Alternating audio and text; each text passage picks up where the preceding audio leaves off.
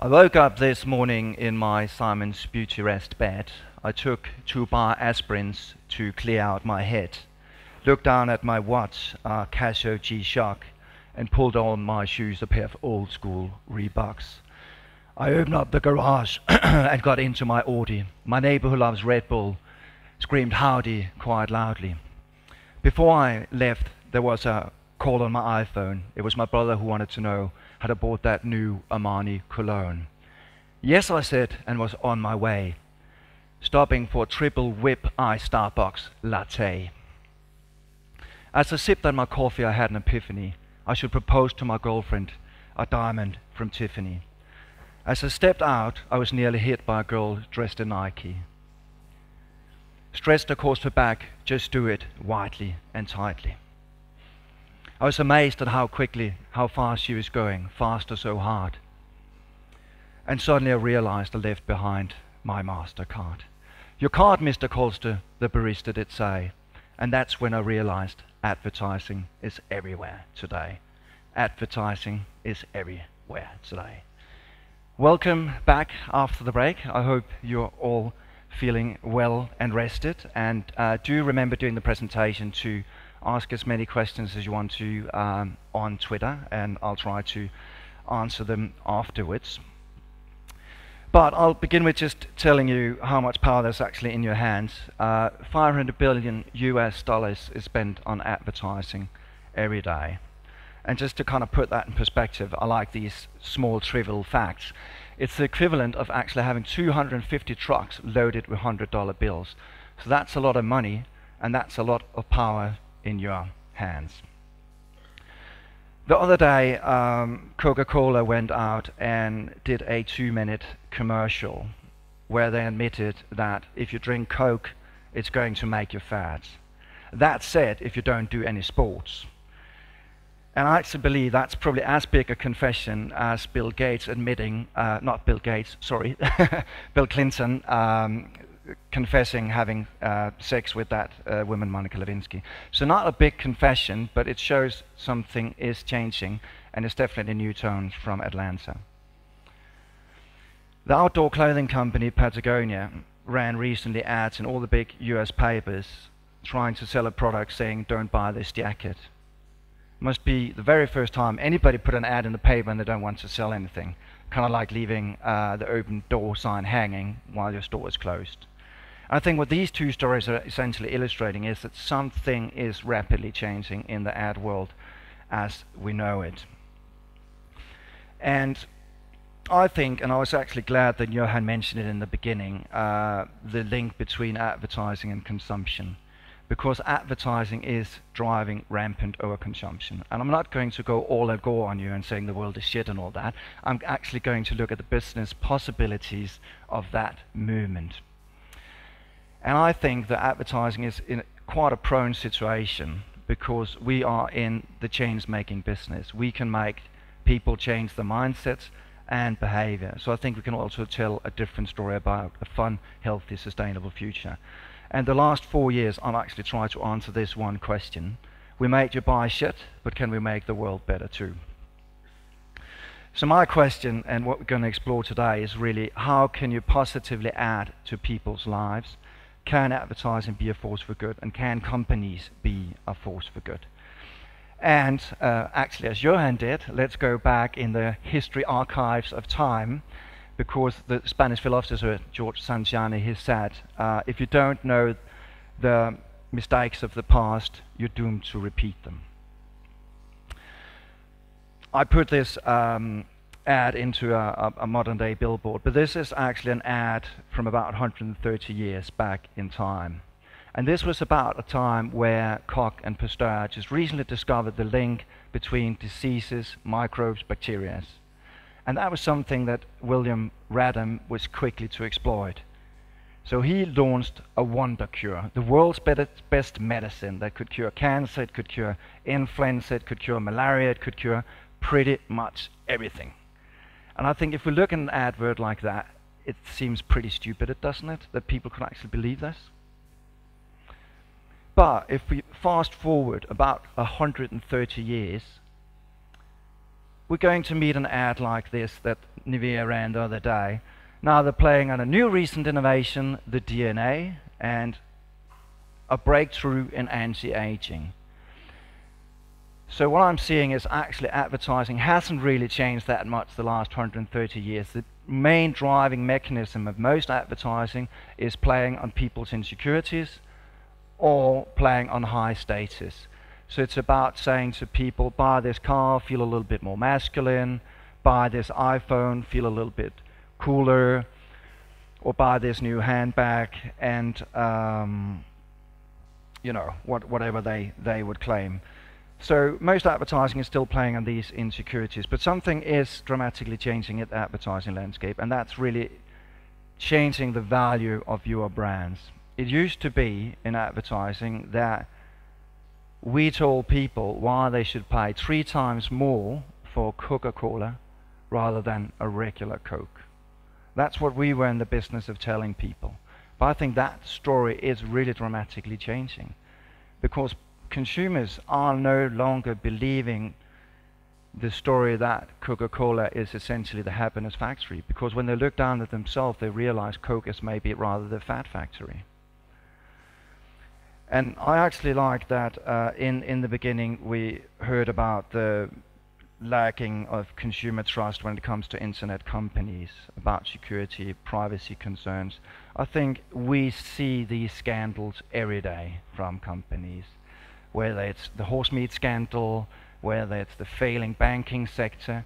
So what's essentially on stake is all the stuff that we've built up over the last 130 years, and that is the consumer trust. And I think some consumers are not anymore seeing brands and companies as playing a positive role in their lives, but they're seeing the negative effects, from pollution to toxic chemicals in their clothing to companies cutting down forests. So the big question is how to change that. And another point I actually want to make, and I think Johan spoke about that quite well in regards to the launch of that watch. I can't remember what it was called. But the whole transparency, the thing that people can talk back. And this is just an example from McDonald's in the UK. What they wanted to do was tell their consumers about their all-natural ingredients. So what they said is, when you make something with pride, people can taste it. McD potato supply, you can almost see that McD potato supply with, you know, their hands in the dirt and all that. And it says McD stories, hashtag McD stories. But just a few minutes later, somebody responded saying, I doubt his real name, Masafasa, but he said, I haven't been to McDonald's in years because I'd rather eat my own diarrhea. Hashtag McD stories. Just moments after that, there was somebody else who actually wanted to say what they thought about McDonald's. Which is more chemicals, Marlboro cigarette or Egg McMuffin? Flip a coin. And the third one, which I really like, bit of storytelling. I once walked into a McDonald's and bought some food. The end. Hashtag McD stories. McDonald's couldn't control this in any way, and the only thing they actually could do was pull the plug on the Twitter campaign. So suddenly we have all that power back in the hands of the consumers, and they are beginning to ask different questions that they have ever done before. Furthermore, the rise of technology is really happening quickly, and you should actually go and check out this app. It's called Good Guide, and what you can do, you can go down in the supermarket and you can scan the barcode on products. And what it's going to tell you is, it's going to tell you how that product and the company behind it is performing on health, environment and society, rated on an easy to read scale from 0 to 10. Moreover, which I think is quite dangerous, it's going to tell you what ingredients is in this product, low, medium or high concern ingredients. And I actually found out that in a lot of the daily products I was using, there was high concern ingredients.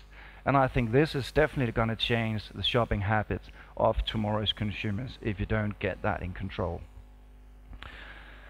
Another thing we're seeing that's adding transparency to the market is, of course, government regulations. We live in a very governmental regulated society, And one of the things they have done that is really changing essentially the market is the energy labels. You probably all know them. We started seeing them on white goods like washing machines. Now they're in cars, now they're in houses. But essentially what that has done to the market is not many of you today would probably ever consider buying a washing machine that any less than A or A plus rated when you go down the supermarket. So that is changing the market. What we're seeing in the food industry, for example in France, is when you run a commercial for food in France, you actually see health warnings like you're used to seeing them as cigarette packs, warning you if there's too much salt, too much sugar, or too much fat in that product you're watching. So what's essentially happening is that the stories that we used to tell, the advertised stories, are no longer the biggest stories. It's the backstory of the products. How was that product made, under what circumstances, what does it contain? And those are the things that you as brands and companies cannot hide anymore. And I think just seeing the recent revelation by Eric Snowden, I think if the US government cannot hide anything from its own citizens, I doubt that you can. So what this really means, and this is a recent survey across 9 markets and 4 continents. People said that they didn't care whether or not two-thirds of consumers said that they didn't care whether the majority of brands were around tomorrow or not. And that actually means that 2/3 of you out there, they don't care whether or not the majority of you are around tomorrow or not. And I think that's a quite frightening statistic.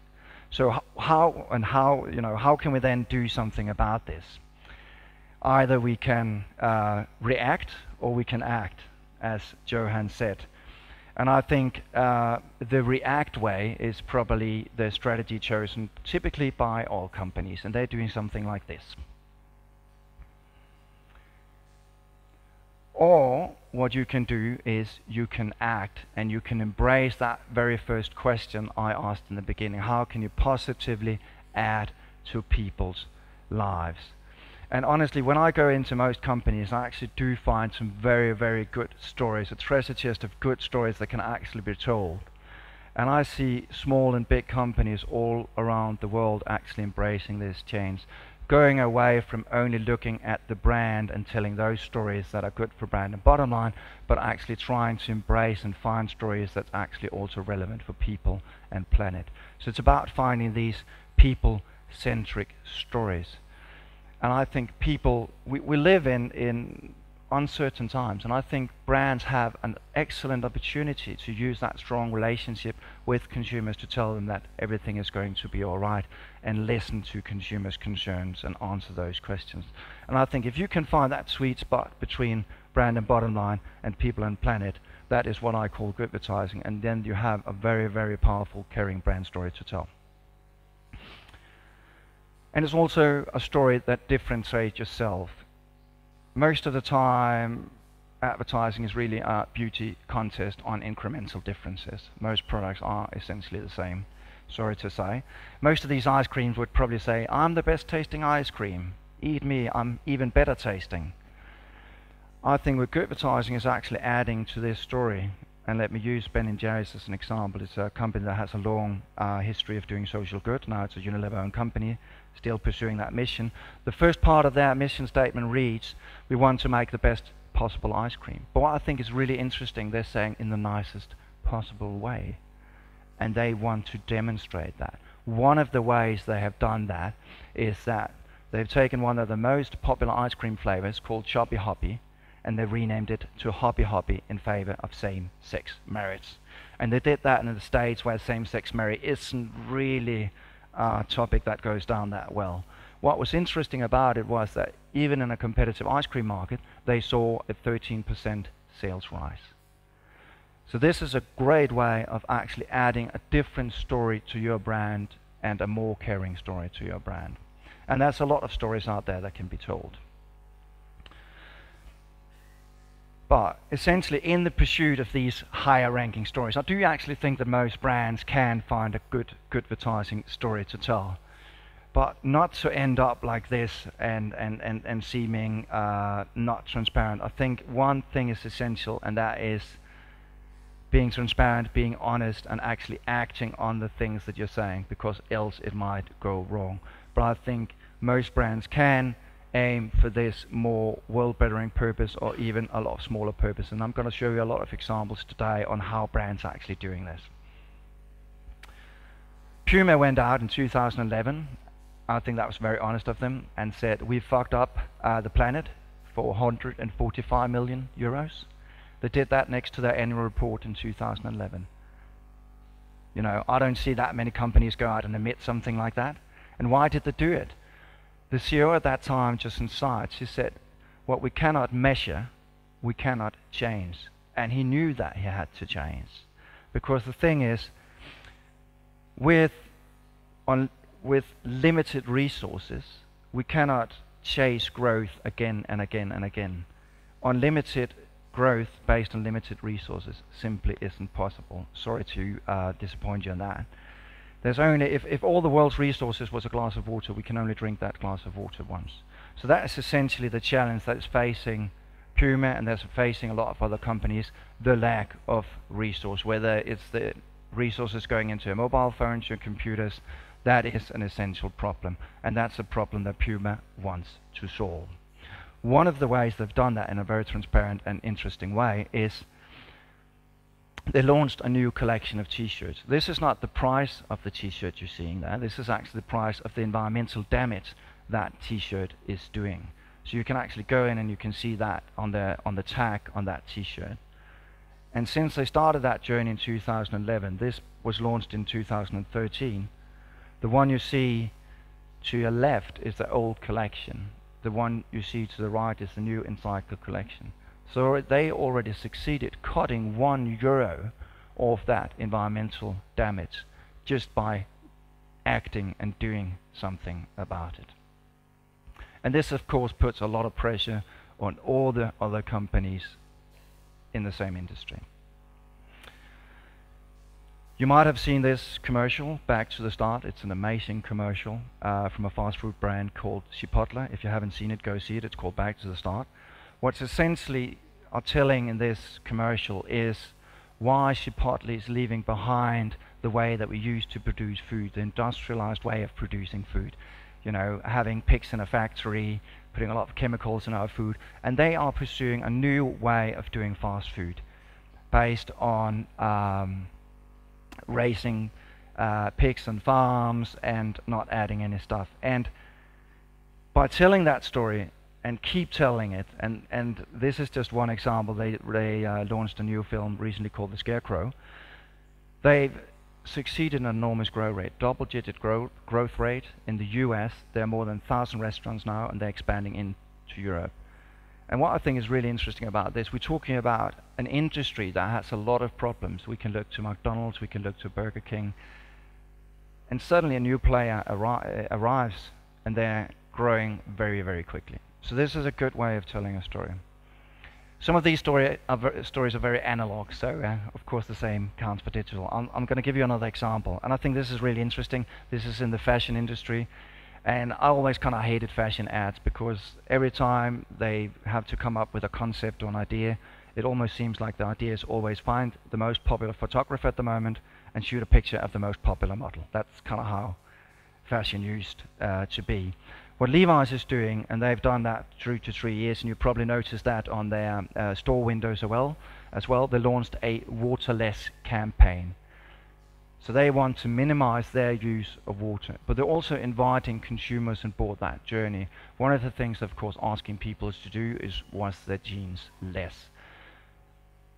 So essentially what these brands are doing is they're listening to the consumers' concerns. What are people concerned about? Chipotle found out that people actually consumed when they went into a fast food chain, you know, serving fat food or putting ingredients in that food that they didn't like.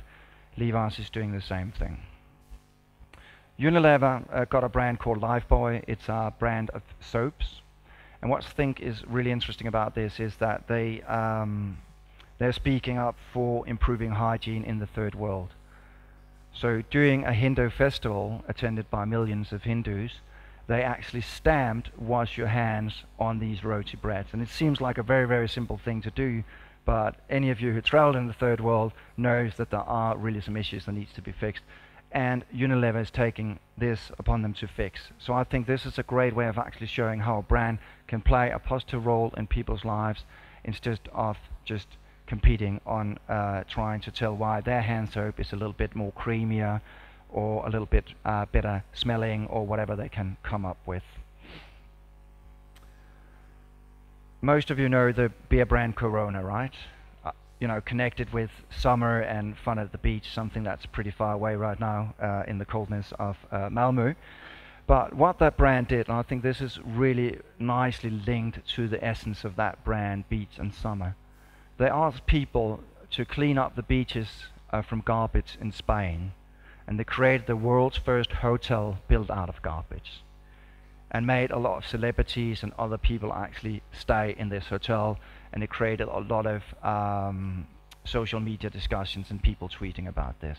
So this is another way that a brand can actually play a meaningful role in consumers' lives. American Express have a long history also of making a difference. It actually started with them restoring the Statue of Liberty in the United States, and they have pursued that mission for quite a few years. 2 years ago, they launched an initiative targeted at small business owners, and that was actually quite a clever business decision in the way that it was very hard for them to sell their credit card solutions to these small business owners. So they created a day celebrating small business owners and asking everyone to go and shop at the local business. One thing was quite fascinating about this. Now it's a regular day every once a year in America, and it's supported by the President Barack Obama. I don't see a lot of advertising campaigns being endorsed by a president, but Barack Obama stood behind this campaign. What I think is even more interesting is that they actually succeeded with a 21% sales rise, American Express, doing this stunt and actually showing that they cared about the US economy and they cared about small business owners. So there's a lot of things, there's a lot of concerns that US brands can listen to. So it's actually about opening your ears and see the discussions going on out there. And again, actually thanks to social media, when I go and advise companies, a lot of these issues can actually be found out there because that's often the unfiltered opinions about your companies. And even in, especially in the in fashion and clothing, I see a lot of questions that wasn't asked a couple of years ago. Where's the clothing made? Under what conditions, etc. And I think the factory collapse in Dhaka, etc., is all helping kind of feed that wave, and people want that transparency. I actually saw the other day, you should go and check that out. It's a web store and it's called Honest Buy. I should actually brought a picture of it, but it's really great. What they have done is they're completely open about all the prices of the products, how much they pay for all the resources that go into a shoe. So they even open about the price structure, so you can see how much money they earn on that shoe as well. So it's really following a very, very, very transparent route, and I think it's actually quite a cool thing. Sometimes when I go into a restaurant and I buy a wine to like 500 Swedish crowns, the only thing I'm concerned about, am I now drinking a really bad wine that the restaurant is selling me, maybe they gave 40, 50 Swedish crowns for it, and it's actually ruining my experience that I don't know whether or not I'm getting value for money. So being transparent is very important, and it's a great way of differentiating your brand. Carlton Mitt, it's an American, it's an Australian beer brand. It's kind of like a mid-strength beer. And in Australia, people like two things: drinking beers and fishing. So when Carlton Mitt wanted to do something and involve them in something, they took those two things and wanted to combine them. What is actually happening in Australia is that there's a lot of invasive species of fish in the lakes and the rivers, and they are killing off the indigenous species. And Carlton Mitt wanted to do something about that. So they created a fishing competition for people to kill all those alien species in the lakes and rivers, and the ones that could catch the most would win the main prize. So I think it's quite a fascinating thing that you can actually have something where you're doing something locally for the environment while people are actually having fun. Most of you might have seen IBM moving into what they call the smarter planet, using what they're very good at to improve traffic in the cities, energy efficiencies. So they're using big data to improve our lives, and I think that's a very, very fascinating mission. They're doing a lot. That new business division alone has generated $10 billion in just 5 years. So there's an enormous market potential in doing this. And that actually brings me to another point, because every time I talk about this, a lot of people always think of corporate social responsibility. And I don't think this is about responsibility at all. I think this is actually about corporate social potential. It's actually finding out where you can turn and find a niche in your business to do something good and involve your consumers in a more meaningful dialogue. It's about finding a way to launch new products, new services to consumers. Just the other day I saw in Copenhagen Blockbuster, and I think they've been bankrupt at least once, trying to redefine themselves, and it was quite fascinating to see that they started an e-waste initiative. So they took 1/3 of the store, and now they're actually selling old iPads, iPhones, computer equipment, kind of like the old school video rental. I think it's crazy it still exists today. They're moving into a completely new, different business opportunity, and I think they kind of saw it coming. I think for years we've seen they've sold old DVDs and old games, and they've probably seen the business opportunity in doing that, and now they're moving into it more full-blown. So it's about seeing where there's new, exciting business opportunities for you out there. And Magnus started talking about content and how to create content, and I think involving consumers in interesting content that makes a difference in their life is really, really powerful. And again, I don't think I really would engage too much in content from IBM normally, but suddenly they're talking about traffic congestions, how much time we actually waste in our cars every time driving to work. And they created a report that you can go in and see. Unfortunately, we don't have Malmö here, but at least, you know, Stockholm is there in the green area, so that is good. I was quite surprised to see London there, actually beating Stockholm a bit. So this is a way of finding engaging, interesting content, something that we as consumers are concerned about. I don't have kids myself, but one big change I do see among all my friends who get kids is suddenly people are concerned about, you know, what clothing they're putting on, what food they're serving their children. So certainly that's kind of transforming people into a more responsible mindset, and they want to know what these brands can offer them, and how can you maybe play into that conversation and offer something that's valuable and that's transparent. I talked earlier about Puma moving into resources and cutting down on resources, and I believe this is a completely new competition happening. Nike is following suit as well, and what they have done is, if we look at the old shoes, the Pegasus, the way that you used to create shoes was actually out of 32 sewn pieces. Quite a complicated process, demanding a lot of labor.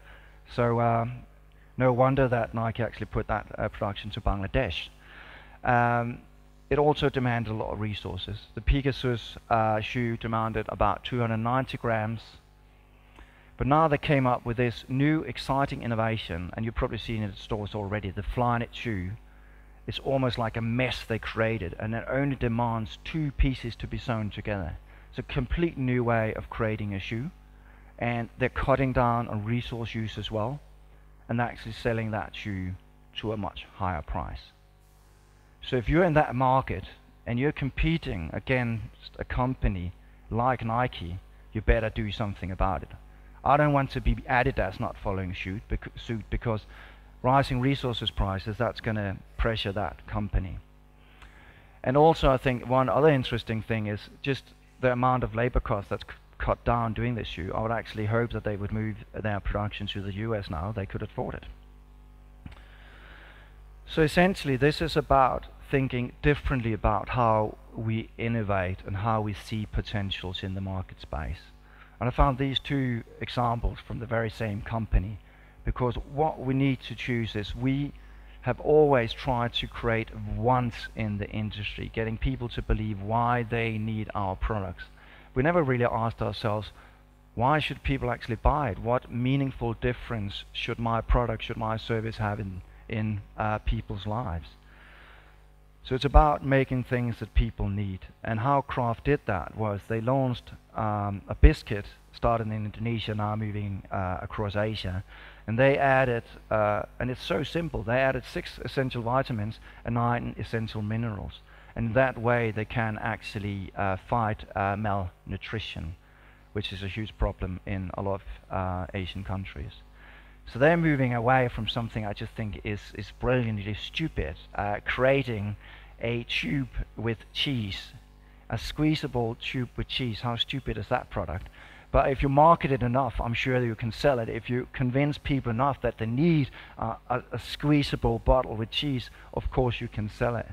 I think we're seeing a diminish of that type of products, and I think we're moving into products that play a more meaningful role in consumers' lives.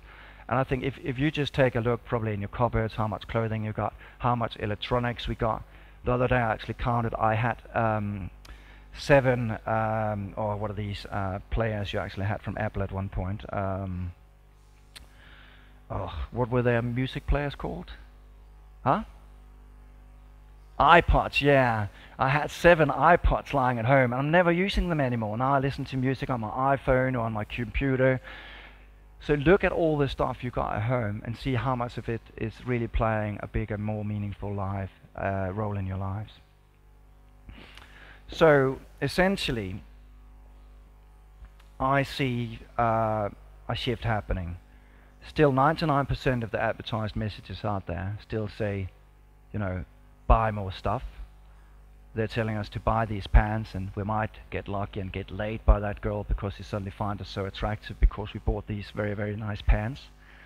Or we can maybe try to tell a more genuine, caring story. And this was actually the Patagonia example I mentioned in the beginning. Don't buy this jacket. Why they actually asked us not to buy that jacket was to reconsider, first of all, if we really needed it. If we really think we need it, see if we could maybe repair it and give it to somebody else, or just give it to somebody else. So they're launching a new way of actually looking at consumption. The fun part about this was when we did some research, we actually found out that they sold a hell of a lot of more jackets than they used to do running this ad. So maybe a little bit off the point, but so this is the dilemma you are facing: either to continue doing what you already always have done, or you can try to put the last 130 years of the way we used to do advertising behind you. And I think we actually today have an opportunity, and you have an opportunity to ask yourself that one question: what positive difference can we make in people's lives? We have the possibility of asking ourselves the question, what type of society do we really want to live in? Do we really want a society where we sell food that makes our kids fat, or serve them toys that are actually unhealthy for them? What type of society do we want? And that's where you can play a meaningful role. And I see advertising as the perfect fit for doing that. As I said, introductory-wise, $500 billion is spent on advertising, and I don't think anybody would spend that amount of money if it wasn't working. So I think if we take those, or at least small sum of those money, and put actually into doing something good for all of us, we can succeed. And sometimes when I'm out consulting, you know, you hear some business people raising their hands and say, hey, you know, why should we do this? And I think essentially what Goodvertising is about is not just earning money now, it's actually securing your business and securing your income in the long run, because consumers are beginning to ask these more difficult questions, and as we saw with McDonald's, you cannot hide. I actually want you to do a small exercise. It's very, very simple. So what I want you to do is I want all of you to close your eyes. And promise me not to fall asleep, but close your eyes, all of you. And I want you to think of somewhere far, far away from Webbdagarna, I want you to imagine a place where you feel comfortable, where you're far away from stress and daily concerns and work. Try to imagine that place. How does it look like? And try to relax in that place. Now you can open your eyes, and I want to see the hands of people who were at some sort of natural location, a beach, a forest, a cornfield, a grass field. How many of your hands up? I think that's quite fascinating. I actually liked Johan starting off with a slide of nature as well. I think we sometimes forget where we actually came from. We are part of nature, and if you as brands can tell and reconnect people with that natural history, you can make a hell of a difference. The definition of insanity is actually repeating the same mistakes over and over and over, but expecting a different outcome. Thank you.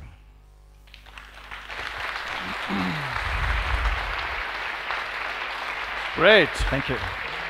Thank you. Thank you. Our speakers will get, you will get the coffee cup. It's a Facebook, you sign on it, so it's sort of pretty modern anyway, and everyone will get a coffee. Insta build, some token for our, well, an opportunity to develop your Instagram pictures and send them to friends. Thank you. Thank you very much for coming. And we'll also give you, or the 3 that first registered for Webbdagarna this year here in Malmö, Thomas Kolster's book. This looks like this. This is the 3 winners, Staffan, Lennart and Monica. You will get one of these. This one is one of them. The other 2 is down by Jasmine. Please come by her or get them maybe signed by Thomas. I'll do that, definitely. Great. Let's give these guys an applause.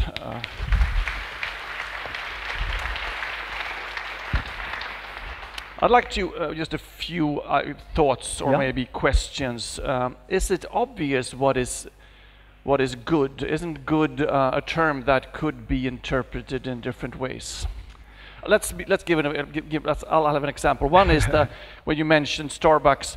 I think they also had some sort of "don't bring your gun to Starbucks," which is obviously maybe be provoking for some people. That I would think was a good idea. On the other hand, we had you heard of the Barilla, the makers of the pasta, Italian pasta company, that said that they didn't want 2 men or same-sex marriage people in their advertising, which could have been sort of, I don't know if that is a good idea, but maybe he thought that it was a good idea from his context.